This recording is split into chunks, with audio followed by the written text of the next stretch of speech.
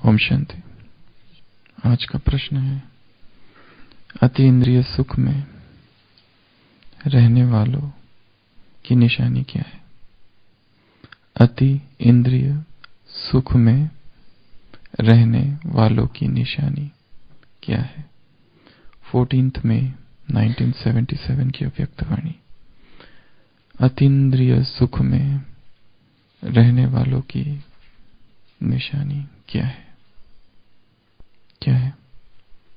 हल्के रहेंगे, double light रहेंगे। संडे की अव्यक्तवाणी, हल्कापन, संकल्प हल्के, तुम्हारी वृत्ति, दृष्टि, तुम्हारा कार्य सब कुछ हल्का, तो हल्के रहेंगे। और विपरीत परिस्थितियों में भी हल्के, साधारण, स्थिर, शक्तिशाली, खुश। अतीन्द्रिय सुख में, कम टू द पॉइंट, अति इंद्रिय सुख में रहने वाले बच्चों की निशानी क्या है? इंद्रियों से परे रहेंगे और उपराम रहेंगे और आकर्षण से मुक्त रहेंगे और न्यारे और प्यारे रहेंगे और शांत रहेंगे। और अति इंद्रिय सुख में रहने वाले बच्चों की निशानी क्या होगी? हमेशा बाबा की लव में लवलीन रहेंगे और कंबाइंड स्वरूप में रहेंगे। सारे ज्ञान के सारे उत्तर नहीं दे देने हैं। प्रश्न क्या है उसको सुनना है, उसी का उत्तर देना है। हाँ, इंद्रियों से संबंधित उत्तर दो। अति इंद्रिय सुख में रहने वालों की निशानी है इंद्रियों के आकर्षण में नहीं, इंद्रियों के प्रभाव में नहीं, इंद्रियों के रस में, क्या लवलीन रस में नहीं, इंद्रियों उनकी इंद्रियां शीतल हो जाएगी और इंद्रियों के राजा होंगे, इंद्रियों के स्वामी होंगे, इंद्रियों के अधिकारी होंगे और देह और देह के संबंधों से उपराम परे फंसेंगे नहीं। और इंद्रिय साधनों के अधीन और नहीं, इंद्रिया वश में होगी, अधिकारी में आ गया वैसे हो। और इंद्रियों में स्टेबिलिटी होगी, स्थिरता होगी, चंचलता नहीं होगी। इंद्रिय यहां वहां नहीं दौड़ेगी, ये देखूं, वो सुनूं, ये बोलूं, ये हाथ लगाऊं। इंद्रिया सहयोगी होगी, उनके ऑर्डर प्रमाण चलेगी। इंद्रियों के अधीन नहीं हो जाएंगे, परवश वशीभूत नहीं होंगे। और अतीन्द्रिय सुख में रहने वाली आत्माओं की निशानी इंद्रिया शीतल हो जाएगी। शीतल द्वारा ठीक शब्द है। इंद्रियों को खुद मालिक बनकर इंद्रियों का प्रयोग करेंगे और खुद जितेंद्रिय है, दूसरों को जितेंद्रिय बनाएंगे। और संतोष भाई, अतीन्द्रिय सुख में रहने वाली आत्माओं की निशानी, संतोष्ट, माया जीत। जो इंद्रिय जीत है वो माया जीत है। जिसने इंद्रियों को जीता उसने माया को भी जीता, क्योंकि विकारों के आने का महाद्वार, प्रवेश द्वार, इंडिया गेट कौन सा है?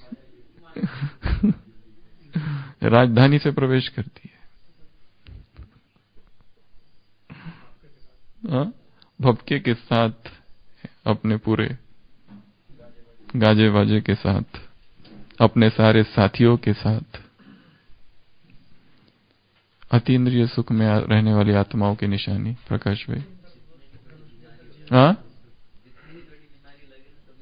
हाँ, बीमारियों में भी दुखी नहीं होगा। हाय मेरा पेट, हाय मेरा दिमाग, हाय मेरा सिर, कमर, घुटने, दर्द ही दर्द। और इंद्रधनुष जैसा जीवन होगा। वाह, सप्तरंगी जीवन, दिव्य गुणों से ओतप्रोत जीवन। और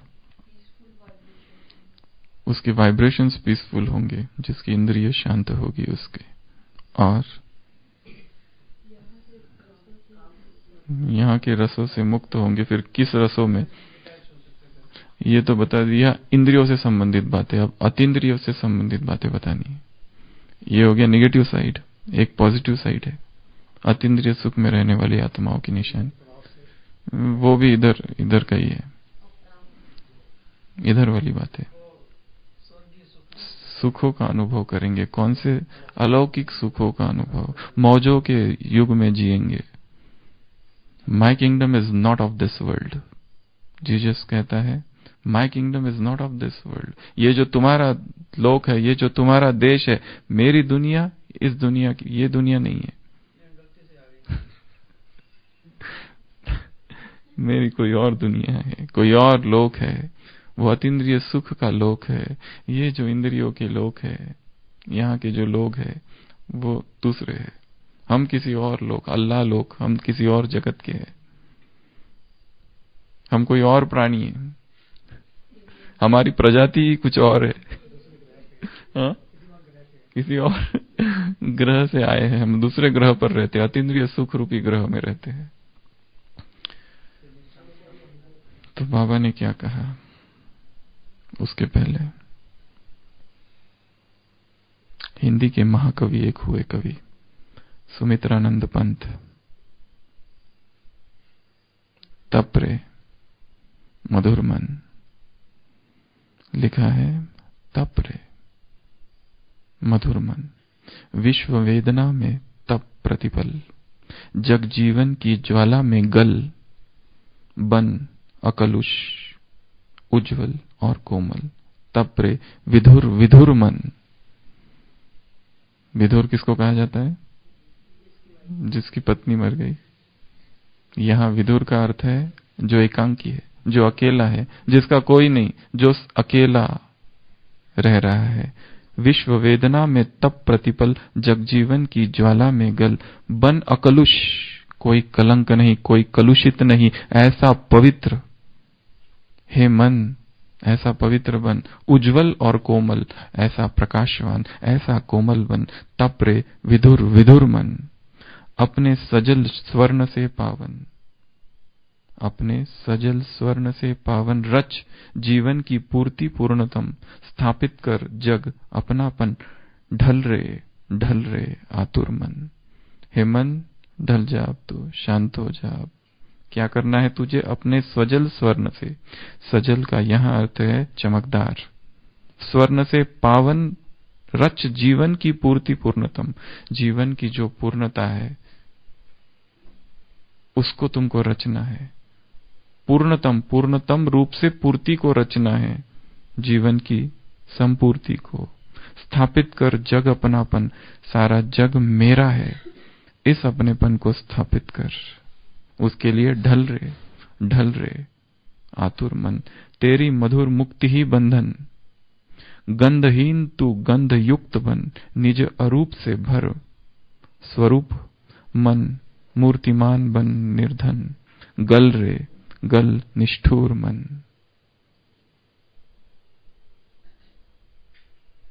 तप रे मधुर मन। जब तक मन तपे ना, जब तक मन गले ना, जब तक मन वो ढल ना जाए, उसके अंदर का जो की अकड़ है, जो अहम है, वो ढलती नहीं। जब तक वो वासना है वो तप कर गिरती नहीं, गलती नहीं, तब तक तप कर। तो उत्तर में अब बाबा ने क्या कहा है? उत्तर है अतीन्द्रिय सुख में रहने वाले कभी अल्पकाल के इंद्रियों के सुख की तरफ कभी भी आकर्षित नहीं होंगे। दो प्रकार के लोग हैं संसार में, एक इंद्रिय रसों में डूबे हुए और इंद्रिय रसों से परे। जो इंद्रिय रसों में डूबे हैं उन्हें भोगी कहा जाता है। जो इंद्रिय रसों से परे है उन्हें ही केवल ओनली वो योगी है। जिनका रस इंद्रियों में नहीं, जिनका रस, जिनका सुख इंद्रिय सुखों में नहीं, इंद्रिय सुखों से जो परे रहते हैं वह योगी। उदाहरण दिया है बाबा ने, जैसे भगवान जो है वो उदाहरणों में समझाता है। क्यों? इजी समझ में आता है। क्यों? समझ में आता है, क्योंकि हम इस जगत में रहते हैं। ज्ञान निराकार है, उसको कैसे समझाया जाए साकार में?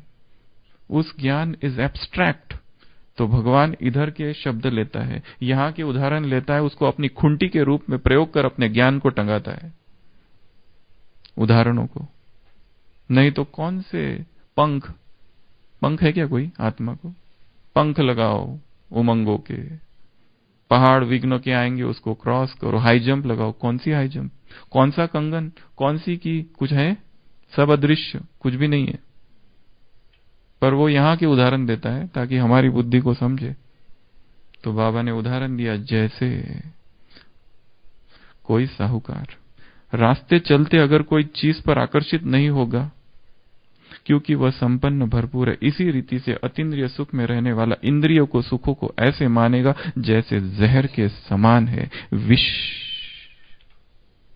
इंद्रिय सुख क्या है योगी के लिए? विष। और वो नहीं चाहता कि उसका जीवन विषाक्त हो जाए। पॉइजन है शरीर के सुखों में, चाहे वो कोई भी हो, वो स्वाद का ही सुख क्यों ना हो। फिर जिसने ब्राह्मण समाज को ऑक्टोपस ग्रिप में पकड़ के रखा है, ऑक्टोपस ग्रिप पता है? ऑक्टोपस नाम का प्राणी होता है जिसके 8 हाथ होते हैं, ऐसा पकड़ लेता है, जकड़ लेता है, पकड़ता नहीं है, जकड़ता है। तो जहर की तरफ आकर्षित होते हैं क्या? बाबा पूछ रहे हैं। कितना अच्छा जहर है, वाह स्वादिष्ट, मजा आ गया, ऐसा कोई कहता है? क्योंकि उसको पता है। एक व्यक्ति होता है जीवन से हार जाता है, थक जाता है, सोचता है बस अब खत्म करो, तो जहर पी लेता है, लेट जाता है। 1 घंटे बाद उठता है, अरे मैं मरा ही नहीं। गुस्से में आता है, दुकानदार के पास जाता है, तुमने ये कैसा जहर दिया? वो कहता है मैं भी क्या करूं, आजकल जहर ही डुप्लीकेट आ रहे। तो जहर की तरफ आकर्षित होते हैं क्या? ऐसे इंद्रिय के सुख से सदा परे रहे। मेहनत नहीं करनी पड़ेगी, लेकिन नॉलेजफुल होने के कारण उनके सामने वह तुच्छ दिखाई देगी। संसार के सभी सुख तुच्छ है। संसार के इंद्रियों के सुख जहर है, मिट्टी है, कौड़ी तुल्य है, 2 कौड़ी के है, लाइक शेल्स। जो पाया है वो हीरा है, जो पाया है वो विराट है, उसके सामने ये नगण्य है, not worth Penney, worth pound पाया है। तो इसको हम कैसे पकड़ के रखेंगे? वो अपने आप छूटा जा रहा है, मेहनत नहीं करनी पड़ेगी। जब ये जान लोगे कि ये इंद्रिय सुख दुख देने वाले हैं। इंद्रियों सुखों ने आज तक किसी को सुखी नहीं किया। राजा ययाति की कहानी है, इतने सारे भोग करने के बाद में भी अतृप्त ही मरा। वो कभी भी तृप्त नहीं होते। खाओ खाओ खाओ, कितना खाओ? खाने से कोई तृप्त हुआ है क्या आज तक? वो तो और तृप्ति को और अतृप्ति को ही बढ़ाता है। और चाहिए और चाहिए और चाहिए। तो ये पहला भाग है उत्तर का। दूसरे भाग में बाबा कह रहे, अगर चलते चलते इंद्रियों के सुख के तरफ आकर्षित होते हैं तो इससे क्या सिद्ध होता है? चलते चलते इंद्रिय सुख की तरफ, काम इंद्रियों के सुख, जिह्वा इंद्रियों के सुख, कर्ण इंद्रियों के सुख, आंख इंद्रिय के सुख, त्वचा, रूप रस स्पर्श शब्द गंध, पंचेंद्रिय, पंच रस है, रूप की तरफ आकर्षण, रूप को देखने की इच्छा है, रस जबान, रूप रस स्पर्श हाथ लगाने की इच्छा है, हाथ लगा के देखो कैसा है, शब्द सुनने की इच्छा है। वो गीत कहाँ है? बहुत अच्छा है वो फिल्म वाला गीत। एक भाई था सेंटर पर, तो बहन जी पुराने फिल्मों के गीत लगाती थी। वो कहता था ये बिल्कुल मत लगाओ, मुझे अपने वो फिल्मी दुनिया की जीवन याद आता है, मैं सिनेमा हॉल में बैठा हूं और वो देख रहा हूं, ये मत लगाया करो आप। जो भी गीत लगाते हो ना, मुझे उस दुनिया की याद आ जाती है। तो रस, रूप, स्पर्श, शब्द, गंध। गंध,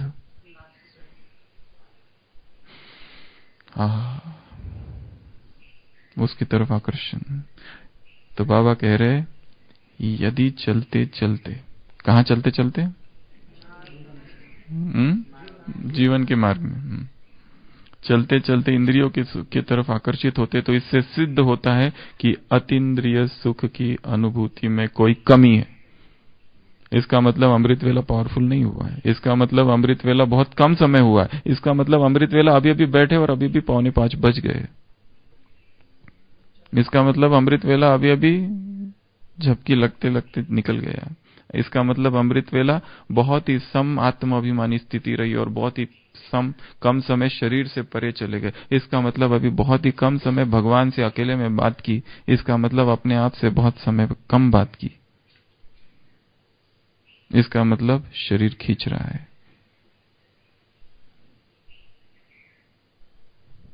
इच्छा है लेकिन प्राप्ति नहीं। जिज्ञासु हूं है, बच्चा नहीं। बच्चा अर्थात अधिकारी, जिज्ञासु अर्थात इच्छा रखने वाले। प्राप्त हो यह इच्छा नहीं लेकिन प्राप्त है, इस अधिकार की खुशी में रहने वाले। सदा इसी अति इंद्रिय सुख में रहो। हिंदी शब्दकोश, हिंदी डिक्शनरी अतीन्द्रिय सुख की डेफिनेशन, अतीन्द्रिय शब्द की परिभाषा देती है अतीन्द्रिय सुख की वह सुख जो इंद्रियों की सहायता के बगैर प्राप्त किया जाए। Supersensuous happiness is that happiness which is obtained without the help of senses. इंद्रिय के सहायता के बिना, मदद के बिना जो प्राप्त किया जाए वह सुख, पंचेंद्रियों से परे जो सुख है वह सुख, जिसमें शरीर नीचे रहा है और मैं आत्मा उस अतीन्द्रिय सुख के सागर में लहरा रही हूं, वह सुख। ये दूसरा भाग उत्तर का। तीसरा भाग है इंद्रियों के सुख का अनुभव कितने जन्मों से कर रहे हो? कितने जन्मों से? 63 आदि, तब से कर रहे हो, शुरू से ही कर रहे हो। इंद्रिय सुख, देवताओं ने क्या किया? इंद्रिय सुख। वहीं से गड़बड़। रावण की प्रवेशता कहां से है वो बताओ। रावण ने कब प्रवेश किया? रावण की प्रवेशता तो उसी पहले दिन से है, सृष्टि में जब आत्मा ने आगमन किया। 100% से बैटरी धीरे धीरे वहीं से कम होना चालू हुई ना। तेजी से कम द्वापर से हुई, मालूम बाद में पड़ा।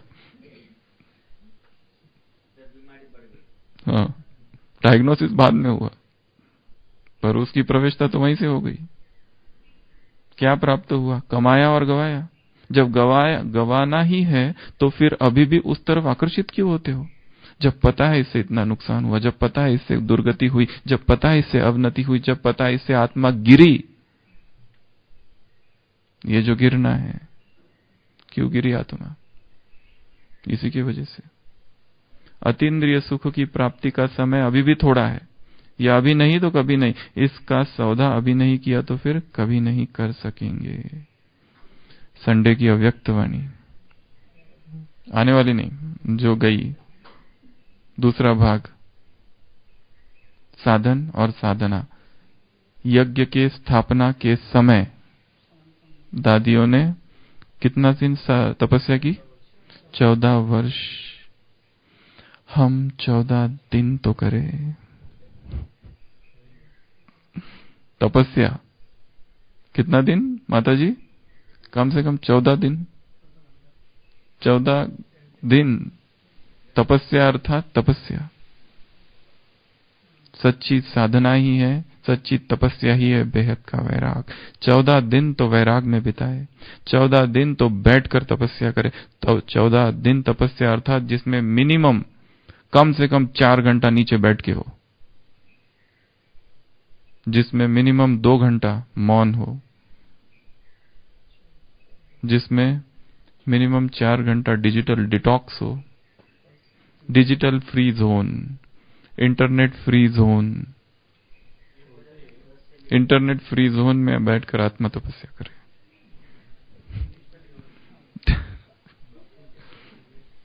कम से कम 11 दिन का। आज 31 तारीख है। 14 दिन का प्रोग्राम बनाना है हर एक को। 14 नहीं, वो तो है, वो तब आज का बता रहे हैं। कल से बनाओ 1 तारीख से 14 तारीख तक, या तो और फिर स्वतंत्रता दिवस मनाएंगे 14 दिन की तपस्या के बाद।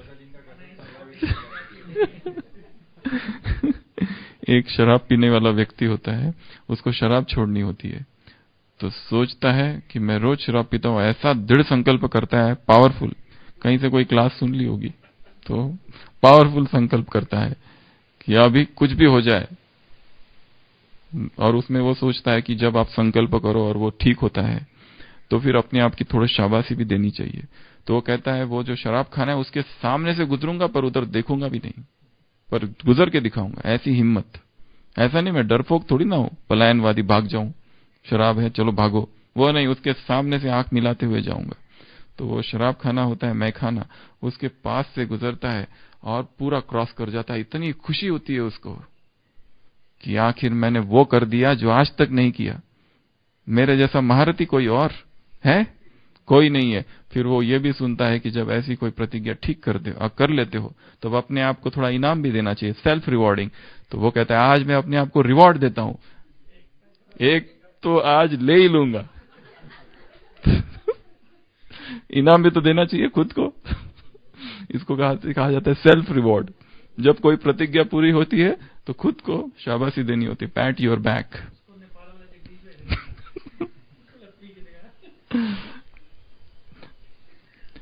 तो इसका सौदा अभी नहीं किया तो कभी किया। फिर भी सोचते रहते छोड़े नहीं छोड़े, छोड़ू क्या कि नहीं छोड़ू, प्रश्न है। वो शेक्सपियर का प्रश्न था, टू बी और not to be, that is the question. To be और not to be, that is the question. एक चित्र किसी ने भेजा था जिसमें शेक्सपियर को बाल नहीं थे, शेक्सपियर कंप्यूटर के बैठा हुआ है। टू पोस्ट और not to post, that is the question.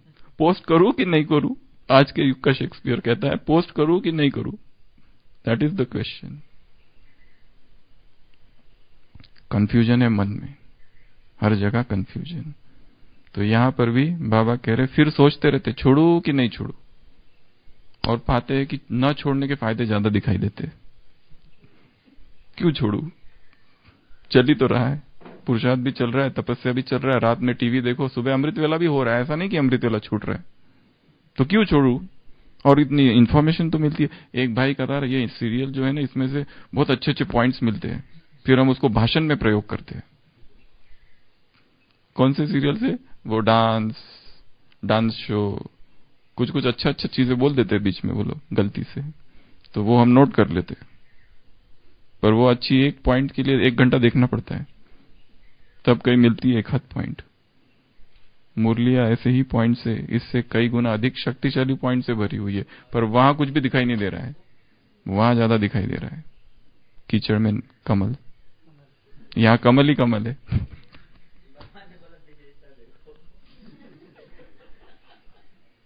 पर 1 घंटा लगा रहे, उसे एक कोई इधर उधर का महावाक्य मिल जाए तो सोचते रहते छोड़ू कि नहीं छोड़ू। जीवन में कंफ्यूजन, टू बी और नॉट टू बी। वो जो शेक्सपियर का हैमलेट था, वो हर एक व्यक्ति है। महाराष्ट्र का एक लेखक और कवि कुसुमाग्रज ने इसका ट्रांसलेट किया है, जगाव की मराव हा एकच सवाल है।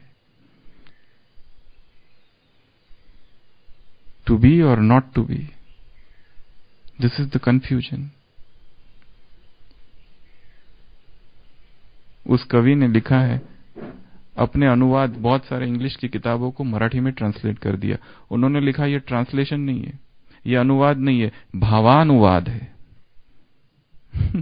नया शब्द, भावानुवाद। ये अनुवाद नहीं है, ट्रांसलेशन नहीं है। मैं जो कर रहा हूं, मैं भाव को पकड़ रहा हूं। वो ऑथिलो, वो हैमलेट, वो उसने क्या सोचा और क्या कहा। तो मनुष्य के मन की स्थिति ऐसी ही है। कैसी?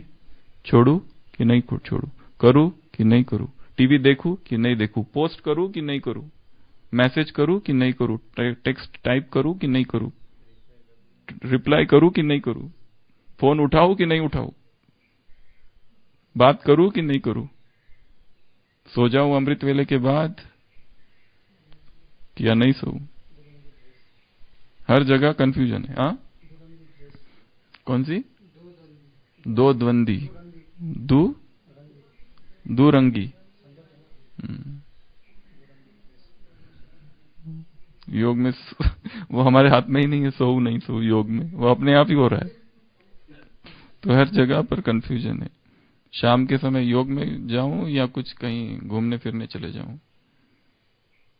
चिंतन करूं मुरली आज की सुबह की ये चल रही है, बाप कह रहे हैं बच्चे तुम्हें बाप को, आशीष भाई आज की मुरली, बाप को सारा समाचार सुनाओ थ्रू ब्रह्मा, ब्रह्मा द्वारा बाप को सारा समाचार सुनाओ। मुरली की सेकंड लाइन है, मीठे बच्चे की सेकंड लाइन। गंगे दादी ने एक बार बाबा को कुछ बात शायद बताई नहीं होगी और वहां से खत लिखा यूपी से। बाबा ने यहां से उत्तर दिया था कि बच्ची को वो कौन सी बात है पता नहीं, बतानी चाहिए थी वो बात, वो जो बात थी बाबा को नहीं बताई या शायद ऐसा कुछ होगा। और बाबा ने एक बात लिखी, पता नहीं किस पतित के हाथ का खाया होगा उस समय, ना मालूम किस पतित के हाथ का खाया था उस समय, जिस समय ये सूझा। बाप कहते हैं छोड़ो तो छूटे, कहते हैं छूटता नहीं है, पकड़ा खुद है, और कहते हो छूटता नहीं है। छोड़ो तो छूटे वाली मुरली थी निखिलेश भाई, 3 प्रकार के पंछी। कंधे पे नहीं, सामने वाला, सामने 3 इधर 3, एक तो भोले, दूसरे चतुर, और तीसरे जिसको पता ही नहीं, अनजान। पहले जो है वो भोले है, उनको पता ही नहीं है हम नहीं। जो चतुर है वो कहते हैं उड़ाओ उड़ाओ उड़ाओ, छुड़ाओ छुड़ाओ छुड़ाओ, पर पकड़ के खुद है।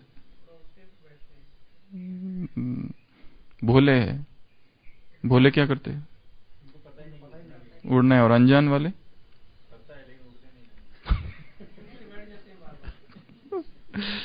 वापस पढ़ना पड़ेगा मुरली 3 प्रकार कौन कौन से है।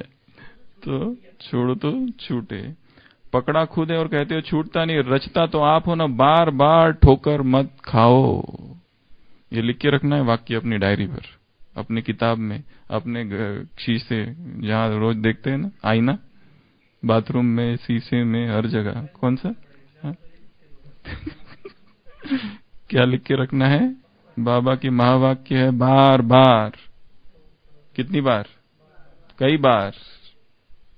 ठोकर मत खाओ। सबसे बड़ी ठोकर है इंद्रिय सुख, सेंस ग्रेटिफिकेशन। तो इस ठोकर से बचना है। गीता में भी लिखा हुआ है, यही संस्पर्शजा भोजा दुख योनेन एवते। इंद्रिय सुख से जो भी सुख प्राप्त होते हैं, touch born happiness is conducive to pain. जो भी टच से उत्पन्न होगा सुख, इंद्रिय को स्पर्श करेगी या इंद्रिय वस्तु को स्पर्श करेगी, इस संपर्क से जो सुख मिलेगा वो अंततः दुख बनेगा। जो भी सुख इंद्रिय से प्राप्त होगा वो अंततः दुख बनेगा। तो इसलिए क्या क्या बातें सुनी? 3 बातें थी यहां पर। सबसे पहला प्रश्न है कि अतीन्द्रिय सुख में रहने वालों की निशानी क्या है? तो वो आकर्षित नहीं होंगे, इंद्रिय सुख से परे रहेंगे। इंद्रिय सुख को क्या समझेंगे? जहर। कल बाबा ने कौन सी प्रतिज्ञा कराई थी आशीष भाई? चिमन भाई जी, कल बाबा ने प्रतिज्ञा कराई थी कौन सी? जब तक हमारा, और उदाहरण किसका दिया? क्या जब तक बाल नहीं बनाएंगे? कब तक? जब तक दुर्योधन की छाती का लहू नहीं इसको लगाती। दुशासन की छाती का लहू, हाँ, उससे बाई जब तक उसको नहीं लगाऊंगी तब तक बाल नहीं धुलाई करूंगा। जब तक धनानंद को मिट्टी में नहीं मिला दूंगा तब तक ये शिखा नहीं लगाऊंगा। चाणक्य। जब तक चित्तौड़ को अपना स्वराज्य नहीं दिला दूंगा तब तक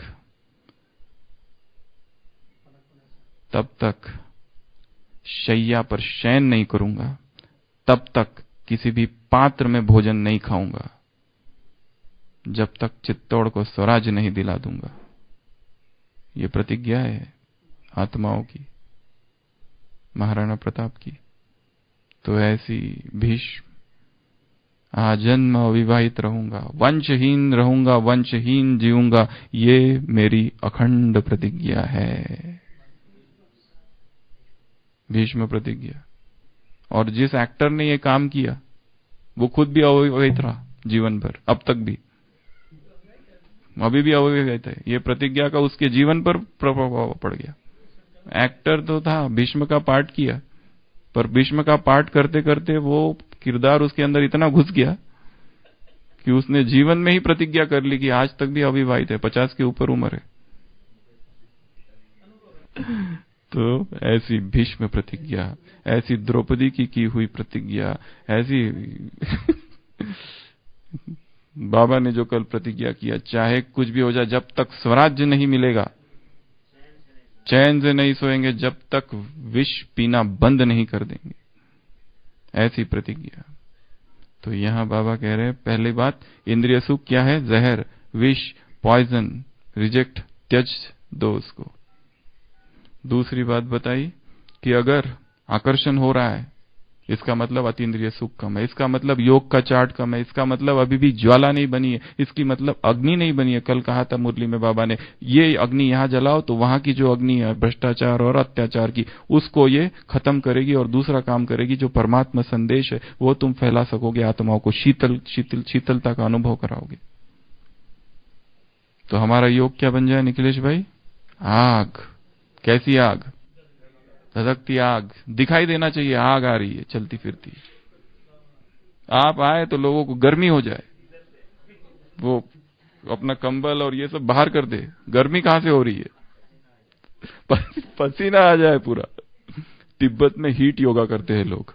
हीट योगा में बर्फ में बैठना और अपने शरीर में ऐसे संकल्प क्रिएट करना कि पसीना आ जाए, बर्फ पे बैठकर हीट योगा।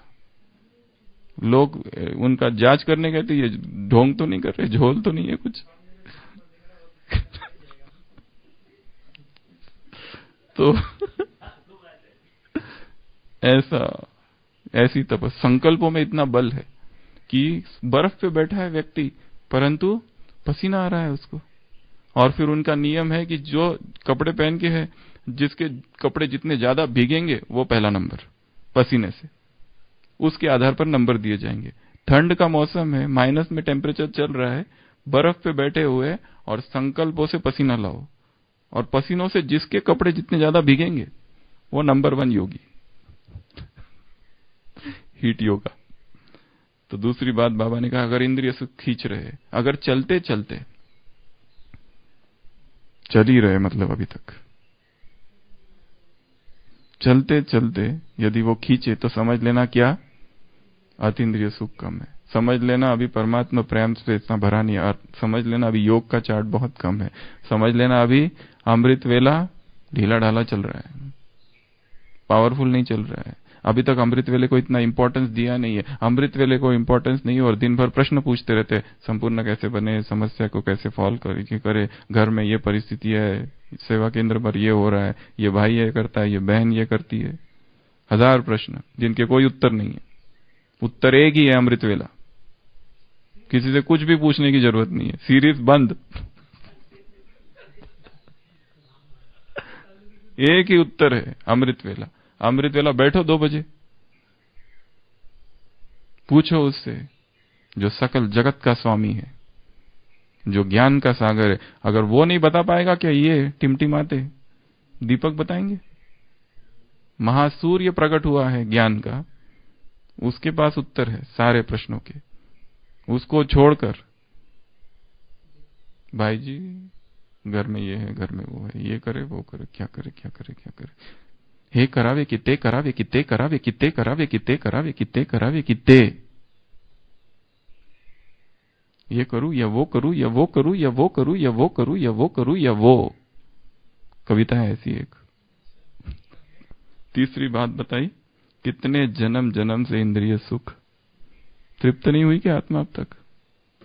इंद्रिय सुख भोग ही रहे, भोग ही रहे, भोग ही रहे। कमाया गवाया, अब जो जो गवाया उसका चिंतन करो, क्या क्या नुकसान हुआ उसका चिंतन करो। ये सौदा अभी नहीं किया तो फिर कभी नहीं होगा। छोड़ो तो छूटे। छोड़ने के लिए क्या चाहिए? संकल्प। अभी करना है, अभी छोड़ना है, राइट नाउ। अभी संकल्प करो और मुक्त हो जाओ। ओम शांति।